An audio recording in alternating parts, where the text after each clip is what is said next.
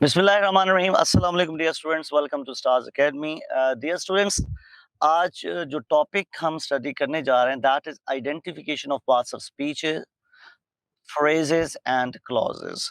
तो इसमें जो पहला सेक्शन है जो आज मैं डिस्कस करने जा रहा हूं that is identification of clauses. तो व्हाट इज अ क्लॉज? हमने ये डेफिनेशन या क्लॉज की अंडरस्टैंडिंग जो है हमने सब्जेक्ट वर्ब अग्रीमेंट में भी डिस्कस की थी, जब हमने कहा था clause is a part of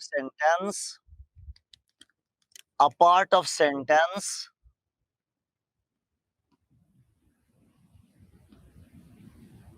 with its own subject and verb। तो जिसका अपना सब्जेक्ट और वर्ब हो उसे हम कहते हैं clause. For example, we have a sentence like when she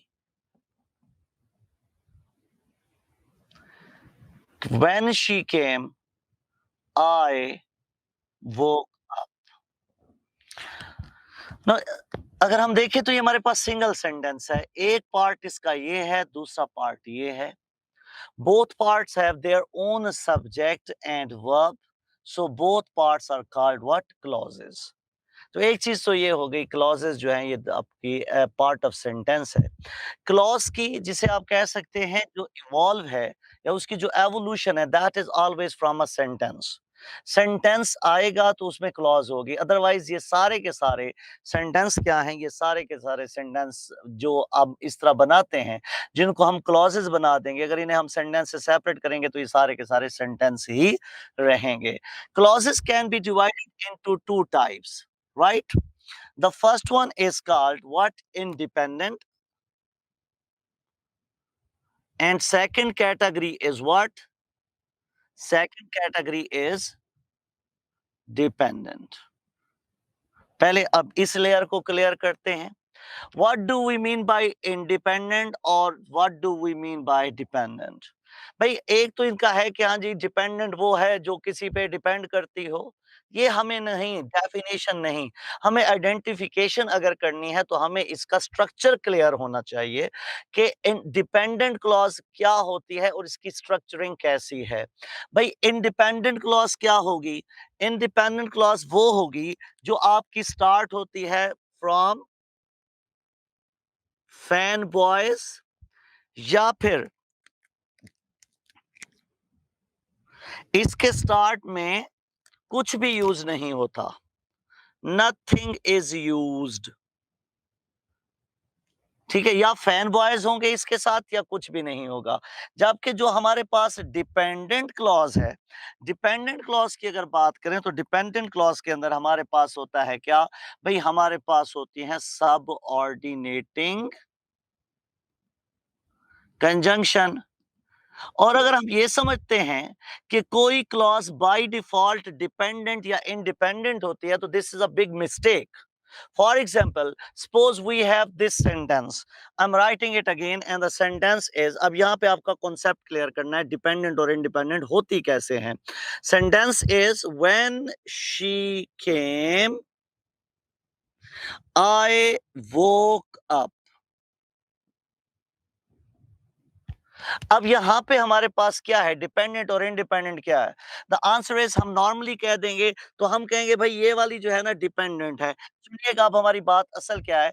अब एक डिपेंडेंट इंडिपेंडेंट का कॉन्सेप्ट यूं भी चलता है हमारे पास कि भाई देखो इसको मैं लिखता हूं व्हेन शी केम। मैं आपसे पूछता हूं कि भाई क्या इसके मीनिंग्स जो हैं कंप्लीट हैं? आप कहेंगे नो। देखा, ये डिपेंडेंट हुई। नहीं भाई, डिपेंडेंट बेशक ये हुई है, मीनिंग इसके इनकम्प्लीट हैं तभी डिपेंडेंट कहलाती है, लेकिन डिपेंडेंट का होने का मकसद ये नहीं है। अब दूसरा सेंटेंस लिखते हैं, दूसरा हिस्सा, आई वोक अप। मैं कहता हूं बेटा ये बात मुकम्मल है, आप कहते हो यस सर, तो मैं कहूंगा मीनिंग इसके कंप्लीट है। इसका मतलब क्या है? इसका मतलब है कि इसके मीनिंग कंप्लीट है, क्लियर है, तो ये इंडिपेंडेंट हो गई। अब क्या ये हमेशा ऐसे रहेंगी? Answer is no. भाई वो कैसे? मैं सेंटेंस को चेंज करता हूं और सेंटेंस बनाता हूं मैं, she came, she came when I woke up, she came when I woke up. अब यहां पे क्या है? अब देखो, अब व्हेन आई वोक अप को मैं क्या अलग लिख सकता हूं? क्या ये मुकम्मल है इसके मीनिंग्स? बताइए। Answer is no. अच्छा, शी केम, ये तो मीनिंग्स क्लियर हैं इसके। तो हम कहेंगे क्या? हम कहेंगे भाई, बात ये नहीं है कि ये फलां है, ये फलां। बात सिर्फ इतनी है कि आपको यहां पे सिर्फ इतना सोचना है कि कौन से वाली डिपेंडेंट कैसे होती है। बेसिकली प्रॉब्लम किस वर्ड में है? प्रॉब्लम है इस वर्ड व्हेन के अंदर।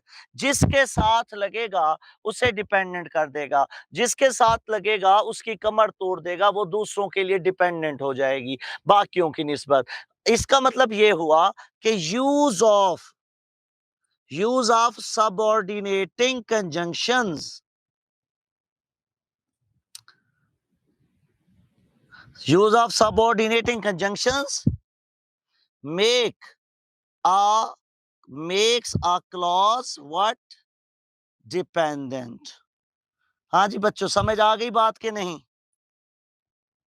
मसला इनका नहीं है, व्हेन जिसके साथ लगेगा उससे डिपेंडेंट करेगा। तो मीनिंग्स ही देखने, उसका स्ट्रक्चर देखना है। जिसके साथ व्हेन लगा है, जिसके साथ इफ लगा है, जिसके साथ हमने आल्दो लगाया है, मतलब ये जितनी सबऑर्डिनेटिंग कंजंक्शन है जो हमने यूज की हैं, जिन जिन के साथ यूज की हैं, उन सब को हम कहेंगे क्या? Dependent clauses. और जिनके साथ ये नहीं है, वो क्या है? वो इंडिपेंडेंट क्लॉजेस हैं। कैसे भाई? आप सेंटेंस लिखते हो, I visited my friends semicolon, we had we had a great fun. अब यहाँ पे दोनों क्लॉजेस हैं, लेकिन हमने इसको कैसे जोड़ा? सेमीकोलन के साथ। तो ये चीज इसे डिक्लेयर करेगी कि ये इंडिपेंडेंट है। पहला लेयर तो ये समझ आ जाना चाहिए कि डिपेंडेंट क्लॉज और इंडिपेंडेंट क्लॉज को कैसे डिफरेंशिएट करते हैं। अब मैं एक सेंटेंस लिखता हूं, मुझे बताएं इसको कैसे हैंडल करेंगे हम। सेंटेंस है हमारे पास, if he works hard he will pass. Which one is dependent? और इसकी रीजन क्या है? What is reason behind it? हाँ, इसी चीज को चेंज कराना, इस डेफिनेशन को, इससे बाहर निकल आओ। ठीक है ना? कि ये अकेला सफिशिएंट नहीं है। बेटा ये अकेला किस वजह से सफिशिएंट नहीं है, वो चीज इसे डिपेंडेंट कर रही है। और वो क्या है? If, yes. इफ को ड्रॉप करेंगे तो आपकी जान छूटेगी। So this one is what? This one is dependent and this one is clear हो गई बात। and which word is making it independent? answer is if। Okay हो गई बात के नहीं? देखो बेटा, if he works hard, इस बात को तो आप कहेंगे कि भाई ये नामुकम्मल है। what is your opinion about he works hard? तो प्रॉब्लम किस में था? तो ये हम कहेंगे कंप्लीट है, ये नहीं है कंप्लीट। That's done. क्लियर होगी यहां तक बात? पहला लेयर क्लियर कर लेंगे, डिपेंडेंट और इंडिपेंडेंट सेपरेट कर लेंगे। अब एक और सेंटेंस लिखें, you must come to me, I will help you. बताएं भाई, इसमें डिपेंडेंट क्लॉज कौन सी है और इंडिपेंडेंट कौन सी है? दोनों ही इंडिपेंडेंट है। Very good. Both are independent clauses. Done. क्योंकि इनके साथ हमने कोई वर्ड यूज नहीं किया। ओके बेटा जी, अब ये हमारे पास पहली लेयर क्लियर हो गई कि हम आइडेंटिफाई कर सकते हैं कि which one is dependent clause, which one is independent. लेकिन बाज दफा इतना काफी नहीं होता, वो हमसे इससे भी आगे की बात पूछता है। और वो क्या है? वो पूछता है, चलें जी, हमारे पास, हम कहते हैं क्या, हमारे पास आ गई क्लॉज। क्लॉज को हमने डिफरेंशिएट किया इंडिपेंडेंट, ये एक और स्केच बना लें, इंडिपेंडेंट और डिपेंडेंट के अंदर, राइट। इंडिपेंडेंट की तो कोई फर्दर कैटेगरीज नहीं है, लेकिन अगर डिपेंडेंट में जाएं तो कुछ और चीजें निकलेंगी। और वो क्या क्या हैं देखते हैं। डिपेंडेंट क्लॉज के बारे में हमें यह भी बताना पड़ता है, डिपेंडेंट इन वन सेंस। तो ये हो सकती है नाउन, नाउन का फंक्शन दे सकती है, ये एक अदद एडजेक्टिव का फंक्शन दे सकती है, और ये एक एडवर्ब का फंक्शन दे सकती है। मतलब साथ आप कहेंगे डिपेंडेंट क्लॉज जो है वो एक नॉन क्लॉज हो सकती है, एक एडजेक्टिव क्लॉज हो सकती है, या एक एडवर्ब क्लॉज हो सकती है। इसी बात को रिवर्स करें ताकि कॉन्सेप्ट सीधा हो जाए। Noun clause is a dependent clause, adjective clause is a dependent clause, adverb clause is a dependent clause. Clear होगी बेटा बात? तो ऑल आर डिपेंडेंट। अब हमारा क्वेश्चन क्या आता है, हमसे उसने करवाना है आइडेंटिफाई। तो आइडेंटिफाई का मतलब क्या होगा कि हमें हो सकता है वो ये पूछ ले कि बताओ ये हमारे पास नाउन क्लॉज है, एडजेक्टिव क्लॉज है, एडवर्ब क्लॉज है, तो कैसे लिखेंगे? अगर कोई क्लॉज सब्जेक्ट के तौर पे या ऑब्जेक्ट के तौर पे काम कर रही है तो वो नाउन क्लॉज है। इसी तरीके से अगर कोई क्लॉज किसी नाउन को या किसी प्रोनाउन को मॉडिफाई कर रही है तो वो एडजेक्टिव क्लॉज है। और इसी तरीके से अगर कोई क्लॉज डिफाइन कर रही है किसी वर्ब को तो वो एडवर्ब क्लॉज होगी। अब यहां पे लेयर ये आ गई। अब जरा एक्सप्लेन करते हैं। इंडिपेंडेंट को आगे नहीं चला रहा, क्योंकि जो है ही इंडिपेंडेंट उसकी और टाइप्स क्या बनेंगी, वो तो आजाद रहेगी। ठीक है जी। अब सेंटेंस आ गया मेरे पास।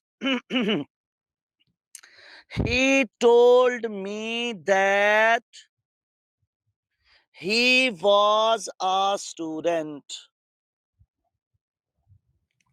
He told me that he was a student. अब इसे उसने कर लिया क्या, अंडरलाइन। और क्वेश्चन करता है बताओ ये कौन सी क्लॉज है। अल्फा पे लिखता है इंडिपेंडेंट, बीटा पे लिखता है नाउन क्लॉज, चार्ली पे आ जाएगा एडजेक्टिव क्लॉज, डेल्टा पे आएगा एडवर्ब क्लॉज। बताओ ये कौन सी क्लॉज है भाई? कैसे पता चला? आप देखो गौर से सुनो। अब आराम से बिल्कुल रिलैक्स हो जाएं सारे, आराम से इस बात को समझ लें। कैसे भला? देखो आप कहते हो he told me a story, ये आपको जब सब्जेक्ट वर्ब अग्रीमेंट पढ़ाया था तब भी एक्सप्लेन किया था। He told me a story, यहां पे ही क्या है, टोल्ड क्या है, मी क्या है, और आ स्टोरी क्या है, ये सारी इनका नोमेनक्लेचर है। अब इसी आ स्टोरी की जगह पे उसने लिख दिया ही वॉज अ स्टूडेंट। इसका मतलब है यहाँ पे सिंगल वर्ड था और यहाँ पे पूरी क्लॉज हो गई। लेकिन क्लॉज होके जगह तो वही ऑक्युपाई कर रही है जो एक सिंगल वर्ड ऑक्युपाई कर रहा था। अगर सिंगल वर्ड आपके पास ऑब्जेक्ट है तो ये भी सारी की सारी क्लॉज क्या कहलाएगी? बोलें, क्या कहलाएगी भाई? ये सारी की सारी क्लॉज भी तो क्या होगी? ऑब्जेक्ट। और अगर ऑब्जेक्ट है तो ऑब्जेक्ट और सब्जेक्ट बनना किसकी फीचर है? ये है किसी नाउन क्लॉज की फीचर। समझ आ गई बेटा बात कि नहीं? गुड। एक और सेंटेंस देखो। What makes me angry is your behavior. What makes me angry is your behavior. Underline करता हूं मैं किसे? What makes me angry? Alpha, independent, beta, noun, Charlie, adjective, delta, adverb. बताओ बेटा क्या है ये? कैसे यूज किया आपने इसे? As a subject, right? So if a clause has been used as a subject or as an object, this will be a noun clause. Clear beta? Identify हो जाएगी जी?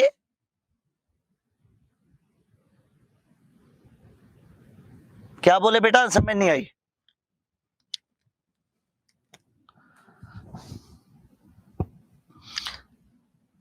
I know why you I know why you are laughing. I know why you are laughing. Why you are laughing को underline. Independent, beta, noun, Charlie, adverb, delta, adjective. Answer करो इसका।